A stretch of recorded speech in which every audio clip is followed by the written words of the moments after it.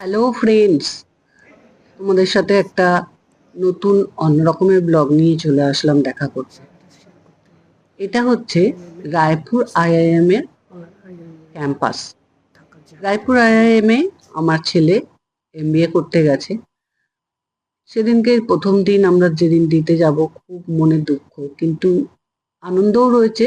ছেলে আইআইএম এ চান্স পেয়েছে এমবিএ এর জন্য। এয়ারপোর্ট থেকে 8:55 ফ্লাইট ছিল, সেই কারণে আমরা একটু ঢুকে লাউঞ্জে কিছু ব্রেকফাস্ট করেই নিলাম, কেননা কি পাবো ওখানে গিয়ে সেটা কিছুই জানা নেই সেই কারণে। এবং আমরা 11:15-20 মধ্যে রায়পুরে ল্যান্ড করে গেলাম। 11:15-20 ল্যান্ড করার পর আমাদের টাইম ছিল কলেজের 2টো। ওখান থেকে নাকি ঘন্টাখানেক লাগবে পৌঁছাতে কলেজ ক্যাম্পাসে। রায়পুরের এয়ারপোর্টটা বেশ সুন্দর, ওয়েল মেনটেন্ড, কিন্তু খুবই ছোট। মনে দুঃখ, চোখে জল থাকলেও আমি ভিডিও করাটা ছাড়িনি, কারণ ছেলেকে ছেড়ে আসার দুঃখ, যে কি দুঃখ সেসব মায়েরাই জানে। তো যারা ছেড়ে আসে, তো তবুও ভাবলাম এই যে স্মৃতিটা, এটাও তো কিছুটা ধরে রাখার প্রয়োজন, তাই জন্য ভিডিওটা করেই ছিলাম। তারপরে একটা ওলা বুক করলাম। বুক করার পরে আমরা 3জন মিলে সমস্ত লাগেজ ভরে নিয়ে আমরা চললাম ক্যাম্পাসের দিকে, কলেজের দিকে। কিন্তু মাঝে আমরা যে থাকবো দুজনে, ছেলেকে তো ক্যাম্পাসে দিয়ে দেবো, আমরা তো থাকতে হবে কোথাও। নয়া রায়পুরে ছেলের এই আইআইএম ক্যাম্পাসটা আছে। রায়পুর থেকে, এয়ারপোর্ট থেকে ঘন্টাখানেক যেতে হয় বলে উবেরে ওলাটা বুক করেছি, কিন্তু আমাদের যে বুকিং জায়গাটা ছিল রুম, সেটা কিছুটা আগে, 15 মিনিট আগে। দেখো ক্যাম্পাসের চারধার ধুধু করছে, একদম ফাঁকা এরিয়া। ওই যে দেখা যাচ্ছে অপোজিটে ফাঁকা, ওখানে নাকি কোনো সায়েন্স কলেজ হবে, তারপরে ফরেন্সিক ল্যাব হবে। এটা হচ্ছে কলেজের বাস। এটা 2-3টে বাস আছে এদের, টাইমে টাইমে নিয়ে সিটিতে নিয়ে যায়, এবং জায়গা আছে সেই জায়গাতে এরা নামাবে, এবং যার যা দরকার কেনাকাটি বা একটু ঘোরাঘুরি করবে। প্রত্যেক ঘন্টায় একটা করে বাস আপ ডাউন করে। মানে যদি 6টায় গেল, 7টায় আর একটা বাস 6টায় যাচ্ছে, আর একটা বাস 7টায় যাচ্ছে। তো যদি কেউ 6টাটা 7টায় ফিরে আসতে চায়, ওই বাসটা উঠে যাবে। আমরা ক্যাম্পাসের মধ্যে সমস্ত চেকিং করিয়ে বক্সগুলো চেকিং করতে হয়েছিল। এই যে রুমটা দেখছো, এটা অ্যামাজন বা যে কোনো পার্সেল এসে ওখানে থাকবে, ওখান থেকে এসে নিয়ে যেতে হবে। পার্সেল তো আর ক্যাম্পাসে ঢুকবে না। আমাদের এখানে সমস্ত কাগজপত্র সই সাবুতের ব্যাপার ছিল, সেই জন্যই গেটে দাঁড়াতে হলো। এই গেট থেকেই এদেরকে সাইন করে বেরোতে হয়, সাইন করে ঢুকতে হয়। ক্যাম্পাসের ভেতরে এত সুন্দর পরিবেশ ছিল সেদিনকে, আর প্রচন্ড সেই সমুদ্র এরিয়ার মতন হাওয়া দিচ্ছিল। পরপর করে 2-1জনের লাইনের পর ছেলের লাইন এলো, ছেলে সাইন করবে। অনেক নাম এস দিয়ে একটু খুঁজতে সময় লাগছিল। যখন গার্ডটা একটু সাইড হলো, আমিও একটু এগিয়ে গেলাম ওকে হেল্প করবার জন্য। আমি এগোতেই আমার চোখে পট করেই পড়ে গেল পরের পেজটাতে শ্রীরূপ দাস রয়েছে। ওকে দেখিয়ে দিলাম, ও সাইনটা করে দিল এখানে। সাইন করে দেওয়ার পর আমরা লাগেজপত্র নিয়ে ভেতরে ঢুকতে লাগলাম। একটু আওয়াজটা ফিল করো, ধরনের আওয়াজ সেদিনকে ছিল, সেই হাওয়াটা চলছিল। মোটামুটি এতটা ফাঁকা এরিয়া বলে মোটামুটি রোজই চলে এরকম আওয়াজটা, হাওয়াটা। ওখানে বাইরে একজন লোনের জন্য ধরেছিল, সেই লোন যেহেতু আমাদের লাগবে না, কিন্তু আমরা একটা ফুল দিল, একটা কাগজ দিল। এবারে এই স্মৃতিটাও তো ধরে রাখার প্রয়োজন। এই স্মৃতিটা, এই যে বক্স নিয়ে ঢোকা, এই স্মৃতি তো আর অন্য সময় হবে না। সেই কারণে একটু ছেলেকে দুটো বক্স দিয়ে আইআইএম লেখাটা আসছে এরকম একটু ভিডিও করা হলো।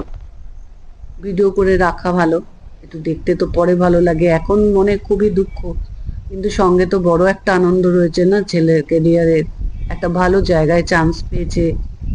থাকবেও, আমার কাছে থাকছে না, কিন্তু তাও ভালো লাগছে। ওইগুলো হচ্ছে কলেজ ক্যাম্পাস। আর প্রথম দিকে যে বিল্ডিং গুলো দেখা যাচ্ছিল ঢোকার সময়, ওগুলো হচ্ছে ফ্যাকাল্টি ক্যাম্পাস, ফ্যাকাল্টির হাউস, কোয়ার্টার্স বলতে পারো। এবারে ভেতরে ঢুকে দেখলাম একটা জায়গায় একটা বোর্ড লাগানো রয়েছে, তাতে স্টুডেন্ট এবং গার্জেনদের বসবার জায়গাগুলো অ্যারো দিয়ে দেখিয়ে দিয়েছে। সেই মতন আমরা লিফটে উঠে গেলাম। লিফটে করে একটা ওদের কলেজের মধ্যে যেখানে ক্লাস হয় একটা ক্লাসরুমে আমাদের বসতে দিয়েছিল। সমস্ত লাগেজপত্র নিয়ে আমরা ওই ক্লাসরুমটায় ঢুকলাম গিয়ে, এবং ওদের ডেস্কগুলোর মধ্যে দেখতে পাবে, ডেস্কগুলোর মধ্যে সমস্ত সামনে একটা করে দেখো একটা নেম প্লেট লাগানোর জায়গা। স্টুডেন্টদের একটা করে নেম প্লেট দেওয়া হয়েছে এখন, মানে এতদিন 1 মাস হয়ে গেছে, তো সেই নেম প্লেটটা এসে তার ডেস্কে লাগিয়ে নিতে হয়। পুরো লকড করে দেয় রুমটাকে। তারপরে গিয়ে দুটো প্রজেক্টর রয়েছে এখানে এবং টেবিলে স্যার বসেন, এবং স্যার তো দাঁড়িয়েই পড়াশোনা করান, তো সে সবাই জানে। যাই হোক, দুটো প্রজেক্টরে দুদিক থেকে দেখতে স্টুডেন্ট পায় যেন সেরকম, যেহেতু অনেকটা ডিফারেন্স আছে, ডিস্টেন্স আছে প্রজেক্টর আর ইয়ে, ওই জন্য দুখানা দেওয়া আছে। তারপরে ছেলে চলে গেল আরেকদিকে কাগজপত্র দেখাতে, সমস্ত করতে, আর আমরা বসে থাকলাম। সমস্ত সেরে যখন হস্টেলের কিটা হাতে দিয়ে দিল তখন আমরা চলে এলাম। এগুলো সব কলেজের ক্লাস হয়, লাইব্রেরি, এই লাইব্রেরি দেখা গেল। তারপরে আস্তে আস্তে রাস্তাটা, এই যে জিনিসগুলোর মধ্যে খটখট খটখট করে হচ্ছিল, হাওয়ার গতিবেগ দেখতে পেয়েছো? হাওয়া চলছে যেন সমুদ্রে এসে গেছি। এখান দিয়ে আমরা আস্তে আস্তে হেঁটে চললাম, কোনো কষ্ট হয় না, জায়গাটা একদম সেফ দেওয়া, পুরো একদম কলেজ হোস্টেলের সামনে পৌঁছে যাব। দূর থেকে আমি ইউটিউবে দেখেছিলাম একটা একটু মল মতন আছে, সেটাই দূর থেকে দেখা যাচ্ছে। সেটাই বলছিলাম যে দেখ ওই যে দোকানগুলো দেখা যাচ্ছে। এই যে শেডটা আছে, শেডটা দিয়েই সোজা আসলেই তো ছাতাও লাগবে না। বক্সটা খুবই ভারী হয়েছিল এবং পিঠের ব্যাগটাও খুবই ভারী ছিল, হাজবেন্ডকে টানতে হচ্ছে, কষ্ট হচ্ছে, আর আমরাও নিচ্ছি সবাই, কেননা 4 মাসের আগে তো ফিরতে পারবে না, ওই জন্য বাড়ি আসতে গেলে 4 মাস, আর মাঝে আমরা একবার যাব, সেই কারণে জিনিসটা মোটামুটি যতটা যা লাগবে সব নিয়ে যেতে হয়েছে। এই শুরু হলো কলেজ ক্যাম্প, হস্টেল পুরো এরিয়ায় এই ফুল গাছ আর কদম গাছ।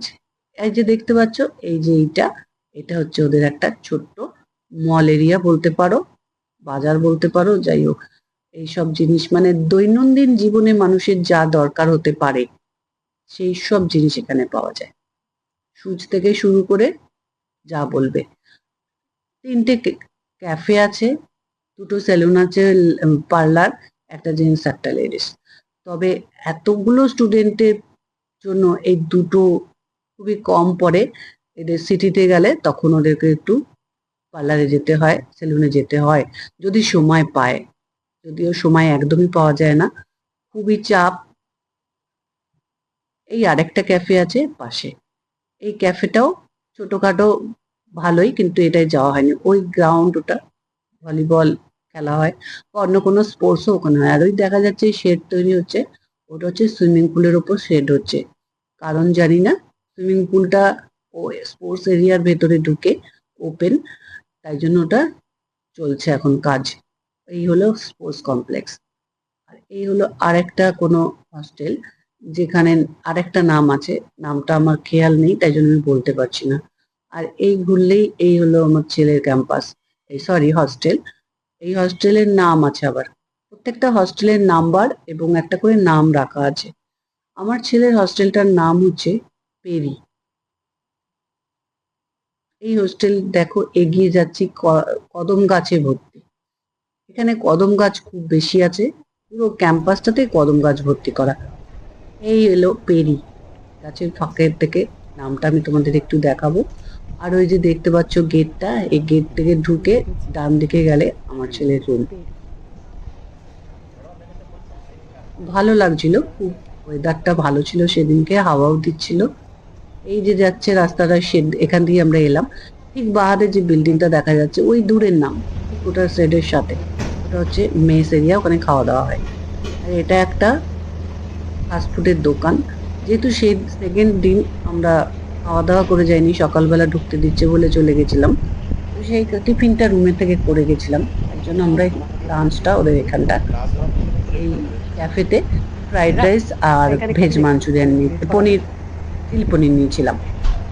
একটু ওয়েট করছিলাম, গরম ছিল ওর জন্য ভেতরটা একটু ভালো, একটা কুলার চলছিল বলে বসেছিলাম, ওয়েট করছিলাম আমাদের খাবারটা কতক্ষণে দেবে। তো এখানে বসে কিছুক্ষণ ওয়েট করার পর খাওয়া দাওয়া করলাম। এই হলো হোস্টেল, দেখাচ্ছিলাম না যে ঢুকে বসার জায়গা আছে, এই যে এই হোস্টেলের মধ্যে বসার এটা জায়গা, গার্জেন হোক যে হোক দেখা করতে গেলে এখানে বসতে পারে। আর ওদের কিছু কিছু রুমে টেবিলগুলো নেই বলে এই টেবিলগুলোর কাজ চলছে। এই হলো মেস, যেখানে ওদের দেখালাম স্টার্টিং এ ঢুকতেই শেডের তলায় বাঁ হাতে এই বিল্ডিংটা। প্রচুর লোক, 300 জনের তাও ক্যাপাসিটি, 300-400 জনের সিট আছে এখানে। একটু ঘুরে ফিরে আমরা আবার বেরিয়ে এলাম। দেখো কতটা হাওয়া দিচ্ছে, যে ফরফর ফরফর করে আওয়াজ হচ্ছে, একদম মনে হচ্ছে সমুদ্রে এসে গেছি, সমুদ্র পাড়ে। আবার আমরা চলে গেলাম যেখানে ছেলের ক্যাম্পাস হোস্টেল। তারপরে ভাবলাম একটু চারদারটা হোস্টেলগুলো ঘুরে নিই। আর সঙ্গে একজনের সাথে পরিচয় হয়েছিল যে এখানে ভবানীপুরে তাদের বাড়ি, তো তার মেয়ে, সে, তার মেয়ের নাম পূজা। তো সেই মেয়েদের ক্যাম্পাসটা এই হোস্টেলটা কোন দিকে সেটা দেখবো বলে একটু এগিয়েও গেলাম। আস্তে আস্তে পুরো ক্যাম্পাসটাও একটু ঘোরা হয়ে যাবে। এই বিল্ডিং গুলো, এগুলো সামনের দিকে জেন্টস আর পেছন দিকে লেডিস হস্টেল। দেখো অনেকগুলো হস্টেল আছে, 3 নম্বর, 4 নম্বর, 5 নম্বর, 5টা হস্টেল। আর মেয়েদের গুলো একটা করে নাম্বার দেওয়া নেই, নাম দেওয়া আছে। মোটামুটি 8টা 9টা মতন হস্টেলের বিল্ডিং আছে। এবার পেছন দিকটায় যাচ্ছি, এর দিকটাতেও কদম গাছে ভর্তি, আর পেছনে একটা বিশাল আকারের মাঠ আছে।